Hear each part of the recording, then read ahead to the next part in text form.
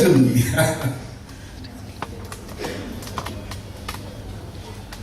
So you don't think it's a total waste. Suppose if I ask you, how many of you think that it is a 50% waste?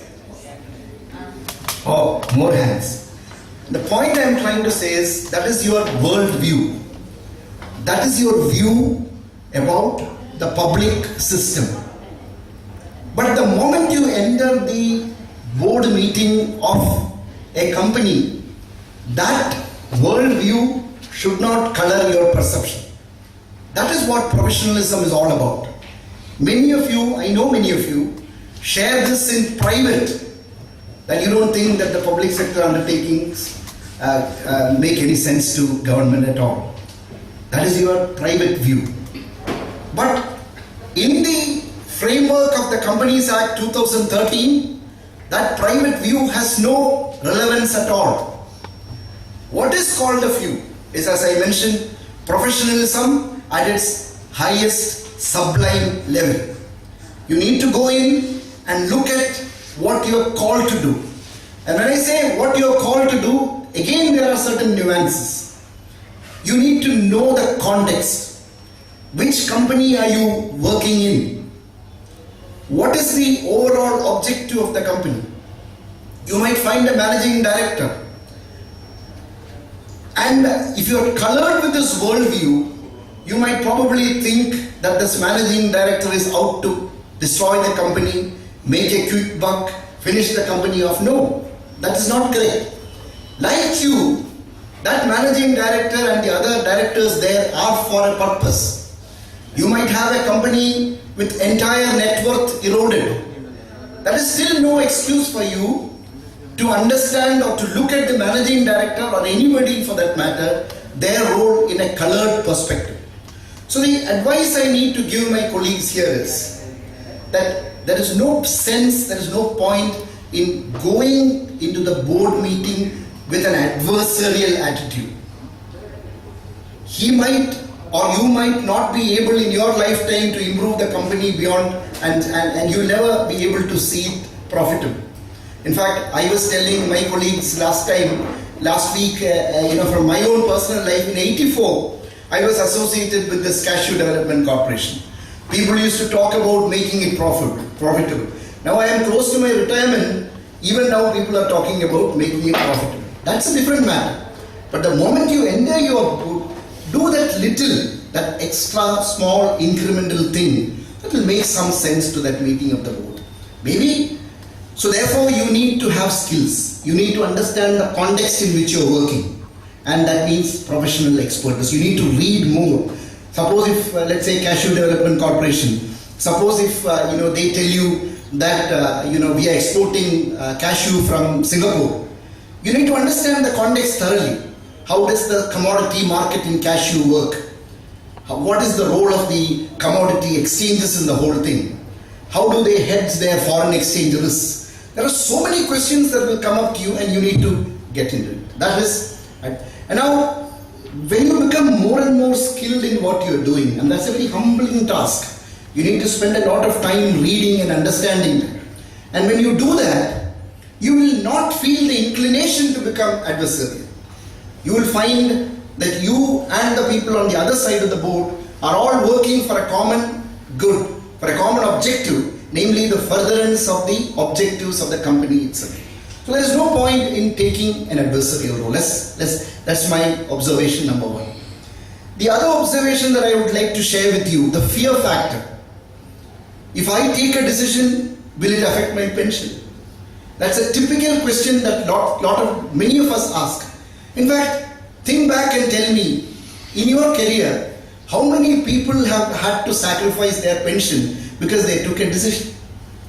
We have huge vigilance department, we have our non-technical inspection wing, but let me tell you, unless you are grossly abusive, you need not have this fear lurking in you, because that fear is going to detract from the professionalism that you have to achieve.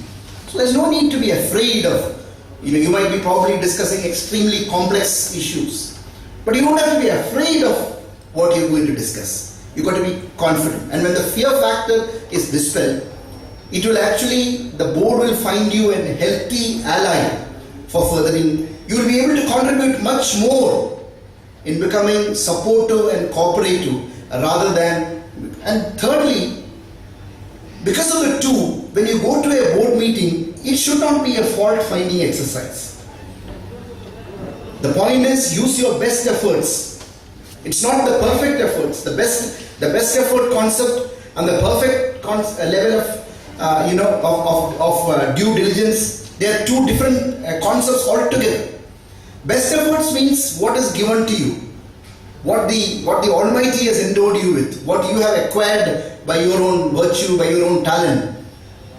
Do what you can to the best of what you can, and then using all the three, you finally help the company avoid risky measures. So all you can do is, you can help avoid the company from taking unwise and foolish decisions, which that is the best that you can do. So I hope, when you go through the expertise that our resource group, ICAI, will give you, you sort of view these things in the background of the observations that I have shared with you. And hopefully will help you to read more about the context. Remember, each director board is a different entity. It is an organic entity which has got a life and soul of its own. The director board meeting of KCB is not going to be the same as the director board of KWA, for instance.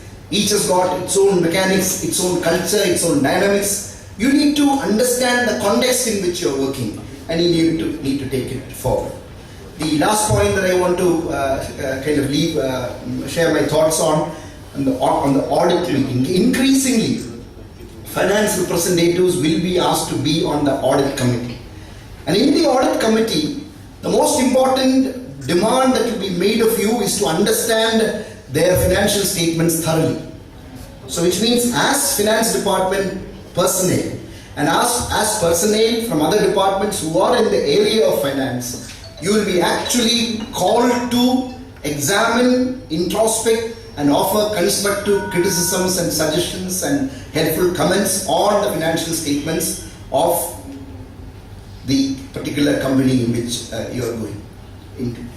So these are some of the thoughts I leave with you. I hope these discussions will be very fruitful to you, because we were discussing internally. One of the things that finance department will be focusing on in the coming months is to conduct as many training programs as possible for your betterment, for your growth. You might get a small little iota of substance from it. You might think that the rest of the time is a waste. That doesn't matter. Still, through this exposure, you will be continuously, inundated with a lot of information from the areas in which you are working. And I hope that process will professionalize the standards, not only of the finance department, but also of the departments which work with us. I thank ICAI for extending this opportunity to collaborate with us and help us grow professionally. Thank you very much. I have a meeting, if I may take leave.